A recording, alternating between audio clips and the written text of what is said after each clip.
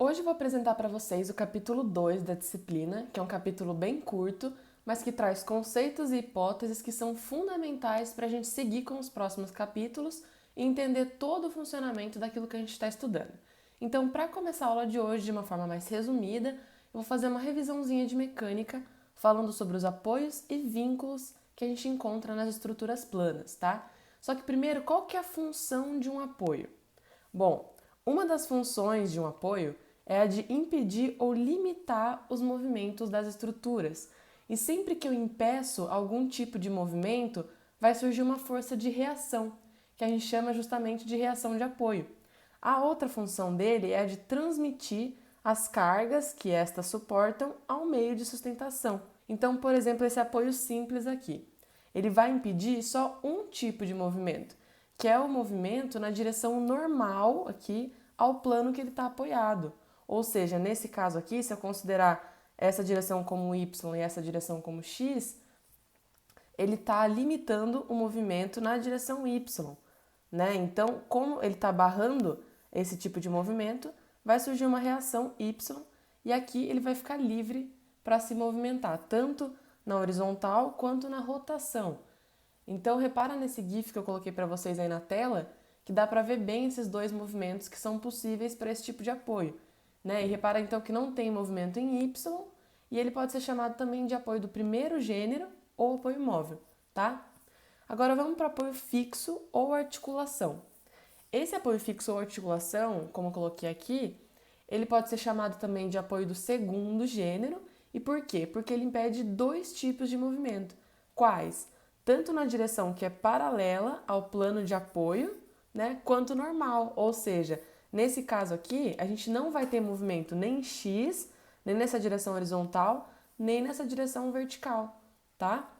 Então, por isso, como eu estou barrando esses dois tipos de movimento, vão surgir essas duas reações aqui, RY e RH, tá? Então, nessa imagem dá para ver bem que ele só permite a rotação, tá? Já o engastamento, ou também pode ser chamado de apoio do terceiro gênero, ele não permite nenhum tipo de movimento, ou seja, ele vai impedir os três movimentos. Por isso que justamente aparecem essas três reações aqui. Tem uma reação em Y, uma reação horizontal, né?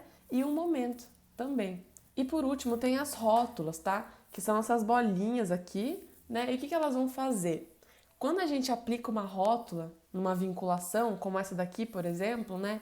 Que é uma viga pilar, o importante a ressaltar aqui é que não tem transferência de momento fletor entre essa viga e esse pilar, tá? E aqui em cima também tem um exemplo de quando eu coloco uma rótula no apoio, né? Um apoio rotulado. Se vocês lembrarem lá da primeira aula do capítulo 1, eu já fiz esse desenho aqui, tá? Que nada mais é do que uma estrutura qualquer no espaço, que está devidamente vinculada, está sofrendo aqui ação de cargas externas, uma carga distribuída, duas cargas concentradas, pode também estar sofrendo variação de temperatura, variação de umidade, só que o mais importante aqui é que essa estrutura está em equilíbrio estático.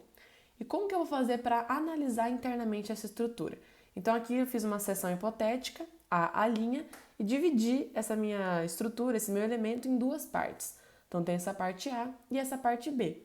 E a gente sabe que quando faz uma seção no elemento, eu posso equilibrar tanto a esquerda quanto a direita, né? Então aqui, por exemplo, a esquerda. Como está faltando essa parte B, o que surge nessa. Quais são os resultantes que surgem nessa parte A para que ela continue em equilíbrio estático? Porque lembra, ela também tem que estar em equilíbrio estático, tá? Então vai surgir o quê? Uma resultante R de translação e uma resultante M de rotação. Assim, essa parte B que está faltando aqui, ela é compensada por essas resultantes que aparecem na parte A. E aí ele continua em equilíbrio estático, tá? Repara que A e B têm as mesmas resultantes para manter esse equilíbrio, só que elas têm sentidos opostos.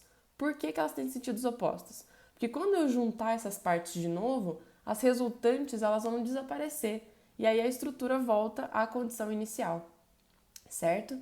Então, tanto faz equilibrar a esquerda, a direita. Então, como tanto faz, a gente vai analisar aqui a parte A, tá? Como R e M são vetores, eles podem ser decompostos nas três direções, certo? Então, Cada um deles vai ter uma componente em x, outra em y e outra em z. O eixo x, gente, é o eixo do comprimento do elemento. Então, quando eu faço essa seção aqui, o eixo x é o eixo que faz 90 graus com a seção. Então, ele é o eixo normal, tá? Já os eixos y e z são eixos tangentes a essa seção. Então, o que eles vão provocar? Eles vão provocar o cisalhamento por meio do cortante. Então, vamos ver quais são essas componentes de cada uma dessas forças resultantes. A resultante de translação, que é esse E aqui, ela vai ter três componentes. Em x, eu vou ter essa componente N, que é a normal, a seção, tá? Em y, eu tenho esse VY, ou seja, tem um cortante na direção y, e em z, eu vou ter esse VZ aqui, que é a cortante na direção z. E quais são as três componentes de rotação? Então, ó, desse M aqui. Em x, eu vou ter esse momento mx aqui, que na verdade a gente vai chamar de t. Por quê? Porque é um momento torsor, tá? Já em y, o que a gente vai ter? A gente vai ter esse my aqui, que é o momento fletor em torno do eixo y. Se vocês usarem a regra da mão direita, também dá para ver o sentido de rotação desse my, tá? De qualquer um deles, na verdade. E aí, no eixo z, que vai ser assim, ó, ele vai ser um momento fletor em z, tá? Em torno do eixo z.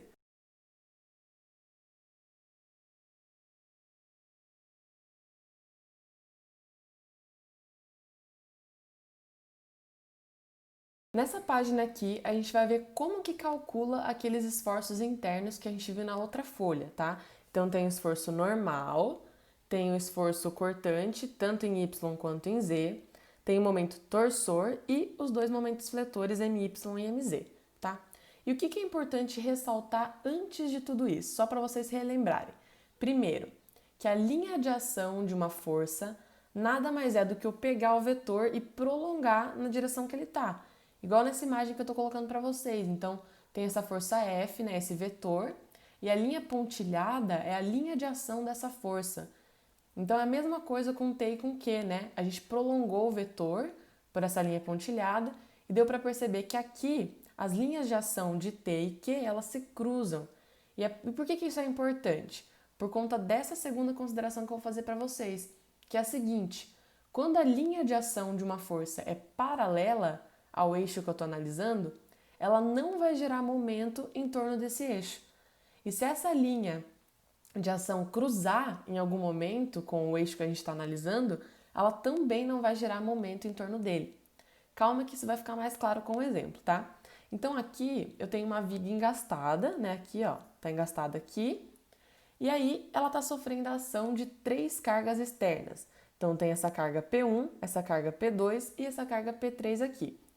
P1 está atuando na direção Y, P2 está atuando na direção X e P3 está atuando na direção Z. Então vamos determinar aqui os esforços internos lá na seção do engaste, tá?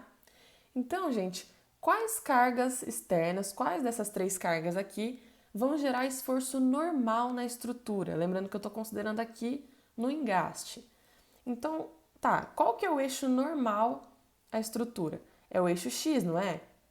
Então, a única carga que vai gerar normal vai ser essa carga P2, porque ela está na direção X, então ela vai ser ou de compressão ou de tração. Vamos ver agora.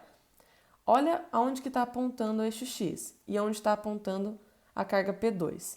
Repara que ela está comprimindo aqui o meu elemento, né, a minha estrutura, e ela está contrária à direção positiva do eixo.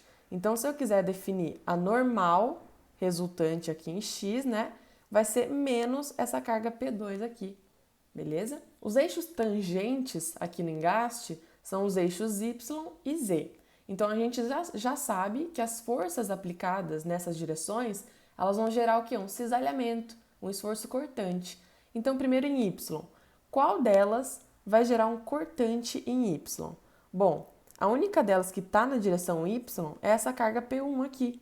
Então, é ela que vai gerar o cortante em Y. E vai ser um cortante positivo ou negativo? Então, repara que o sentido positivo do eixo Y está para cima. E essa carga P1 está para baixo. Então, vai ser menos P1, esse cortante aqui em Y, tá? E aí, em Z, Qual dessas três cargas vai gerar um cortante na direção Z? Bom, a única delas que está nessa direção é a carga P3. Só que nesse caso, repara que ela está no mesmo sentido, do sentido positivo do eixo. Então, o cortante em Z vai ser mais essa carga P3. Agora vamos para o momento torsor e para os momentos fletores. Então, primeiro, quais dessas cargas aqui vão gerar momento torsor em torno do eixo X? Tá? Então, primeiro, antes de responder isso para vocês, eu vou desenhar a linha de ação dessas forças e aí a gente compara com cada eixo. Pronto, agora que a gente desenhou aqui as linhas de ação das cargas, eu também dei uma prolongada aqui nos eixos, vamos ver o que acontece para cada direção. Então, em X, quem que vai causar torsor em X? Momento torsor em X. Então, vamos lá. Essa carga P2 aqui, gente, repara que ela é paralela ao eixo, a linha de ação dela é paralela ao eixo X. E como eu já expliquei para vocês, quando é paralela, não gera momento. Então, essa carga P2 eu já vou descartar. Agora, a carga P3, ela vai gerar momento torsor no eixo X? Ela não é paralela, beleza, mas olha aqui. Eu prolonguei, fiz a linha de ação dessa força e olha onde está a direção do eixo X. Elas se cruzam nesse ponto aqui. Então, como a linha de ação se cruza com o eixo, ela também não vai gerar momento fletor, tá? Então, a única carga que vai gerar momento fletor aqui vai ser a carga P1, tá? Então, repara aqui, ó, que ela vai girar nesse sentido, em torno do eixo X. E ela está no sentido horário, tá? Então, o que eu vou considerar? Que o torsor em X é menos essa carga P1 vezes a distância que ela está do eixo X, que na verdade é esse L2 aqui, tá? Porque ela está girando aqui nesse sentido. Então, vai ser menos P1 vezes L2. Agora, em Y, quais cargas aqui vão gerar momento em Y? Qual que é a primeira carga que a gente descarta de cara? A paralela. Então, esse eixo Y, ele está paralelo à linha de ação dessa carga P1 aqui. Né? Ó, repara, são paralelos. Então, eu já sei que quando é paralelo, não gera momento. Agora, essa carga P2 aqui não cruza com o eixo Y e nem é paralela ao eixo Y. Essa carga P3 também, a linha de ação dela não cruza o eixo Y, nem é paralelo. Então, essas duas cargas aqui vão gerar momento em torno do eixo Y. Com essa imagem também vai ficar mais fácil, que eu estou colocando para vocês, vai ser mais fácil de enxergar qual que é o sentido dessa rotação. E aí ali em cima eu coloquei uma vista de cima do eixo, né? Vocês estão olhando daqui de cima para ver se está no sentido horário ou sentido anti-horário. Então, vamos lá primeiro. Essa carga P2 aqui, como que ela vai girar em torno do eixo Y? Ó, ela está agindo aqui, ó. Então, ela vai pegar e girar, passar aqui por trás e girar em torno do eixo Y. E se vocês olharem de cima, ela está no sentido anti-horário de rotação. Então, vai ser a carga, que é P2, vezes a distância que ela está, que é esse L2 aqui. Agora, olha essa carga P3. Essa carga P3, ela está fazendo esse sentido de rotação aqui, ó, atrás, lá atrás do engaste, em torno do eixo Y, ó. Se vocês olharem de cima, vocês vão ver que essa rotação, ela está no sentido horário, tá? E também que essa distância agora vai ser esse L1 aqui, ó. Então, vai ser, primeiro, P2 vezes L2, menos esse P3 vezes a distância L1, tá? Então, essas duas cargas vão gerar momento em torno do eixo Y. Agora, momento em Z. Quais cargas vão gerar momento em Z? Bom, primeiro eu tenho esse P3 aqui, que ele é paralelo ao eixo Z. Ó. Repara, a linha de ação dele é paralela ao eixo Z. Então, se é paralela, não gera momento. Agora, essa carga P2 aqui, ó.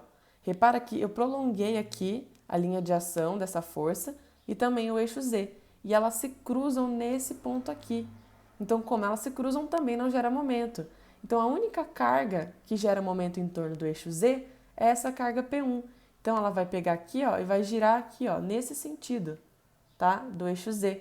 E se a gente olhar daqui, a gente vai ver que ele tem um sentido horário, tá? De rotação.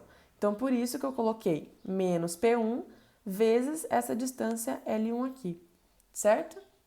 Então, é assim que a gente determina os esforços internos solicitantes que atuam na seção transversal da estrutura, tá? Aqui nesse caso, junto ao engaste. Lembra que lá no capítulo 1 eu falei que os esforços internos né? Então, normal, cortante, momento, torsor, eles geram tensões no interior da estrutura, tensões tanto normais quanto tangenciais.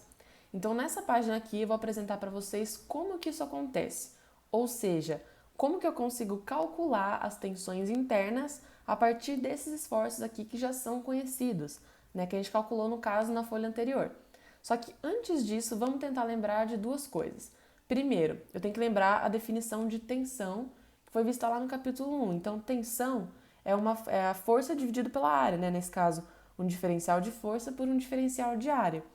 Se a gente isolar essa força aqui, esse diferencial de força, a gente tem que DF é igual a tensão multiplicada pela área, né? Por um diferencial de área.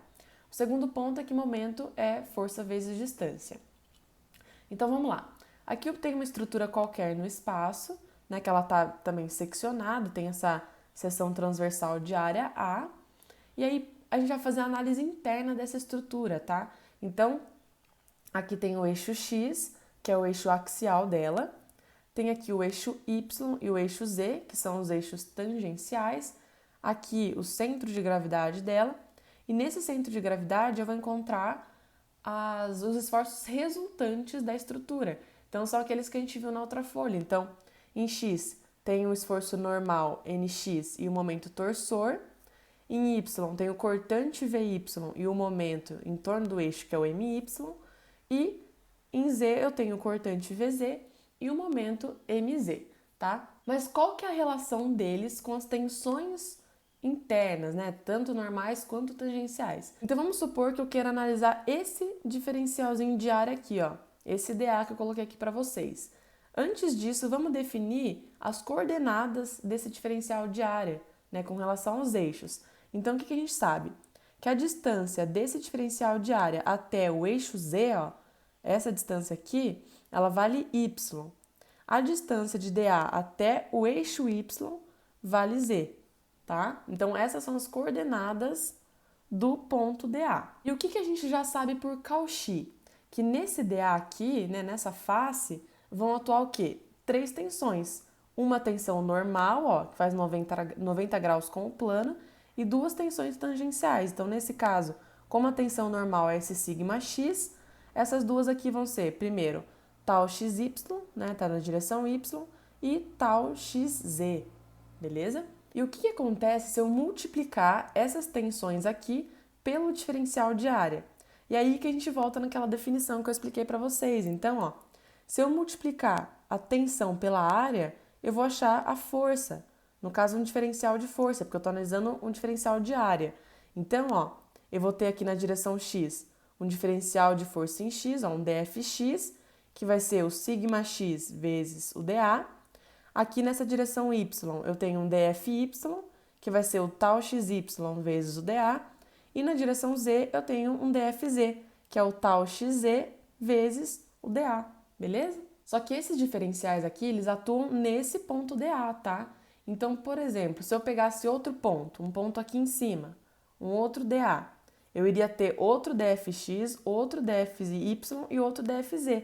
Então, como que eu faço para calcular esse esforço resultante aqui, ó, NX, por exemplo? Vamos começar pelo NX. Como aqui eu estou analisando cada pontinho, cada diferencial de área, para achar resultante eu tenho que fazer a soma de todos eles. Então, como eu quero saber a normal na direção x, aqui essa força resultante em x, eu vou somar todas as forças que atuam nessa direção. Então, todos os diferenciais de força que atuam na direção x. Então, por isso que eu coloquei o somatório de dFx. E a gente sabe, por definição, que dFx nada mais é do que o sigma x vezes dA. Então, eu substituir aqui. E a gente sabe que somatório eu posso colocar como uma integral, né? Então, se eu quiser achar o NX, que é o esforço resultante, eu vou fazer a integral de sigma x vezes dA, ok? Isso aqui vai ser visto com mais detalhes também no capítulo 4. Agora, vamos para os outros esforços resultantes que atuam na seção, né? Então, tem aqui o cortante em Y, né? E como que eu acho esse cortante em Y?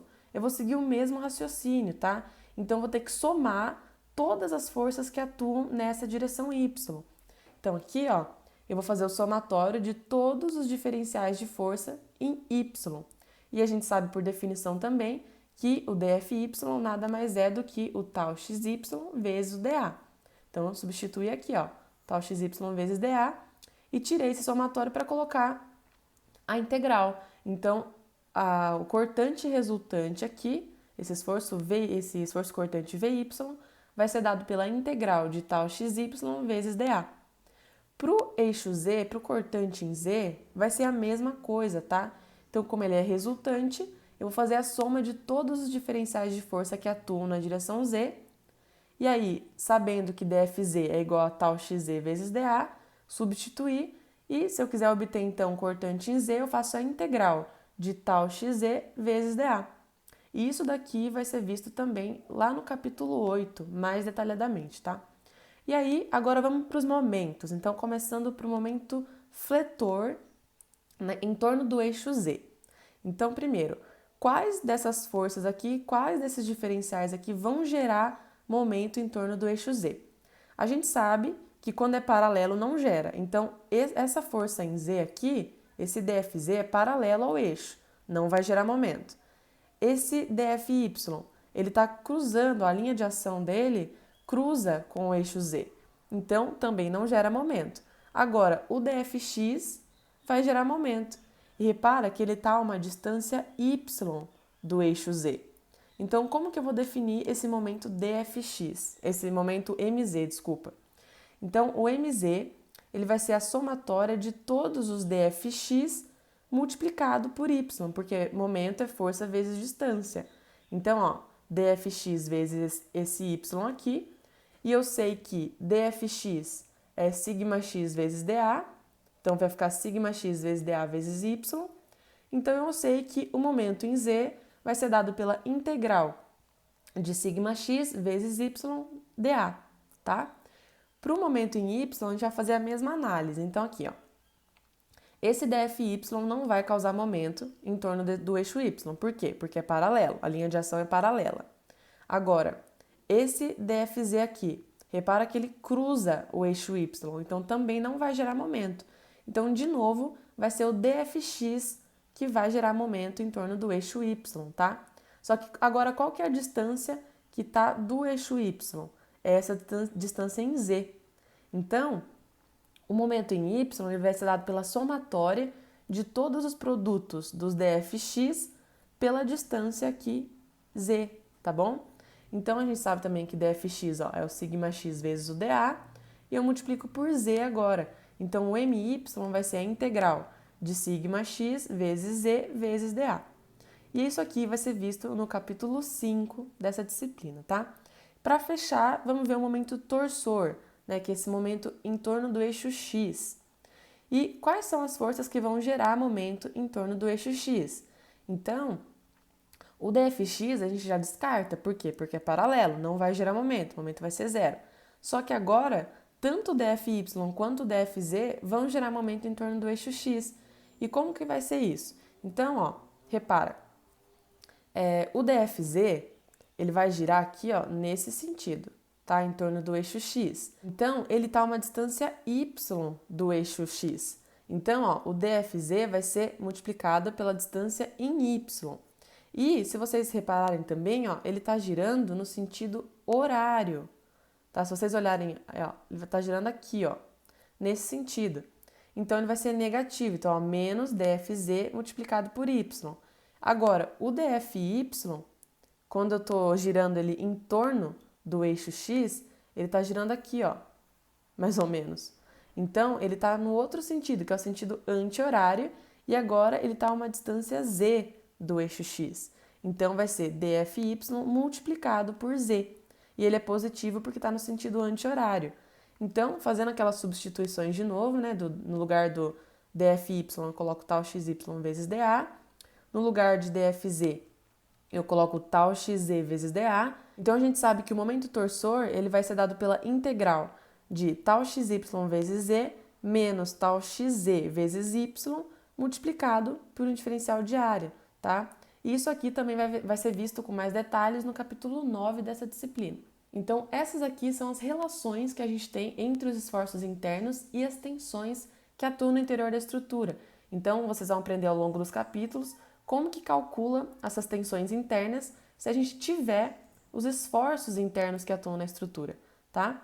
Então, por hoje é isso, gente. Na próxima aula eu vou apresentar alguns princípios que também são muito importantes para a gente entender o que a gente vai estudar daqui para frente. E espero que vocês tenham entendido e gostado dessa aula.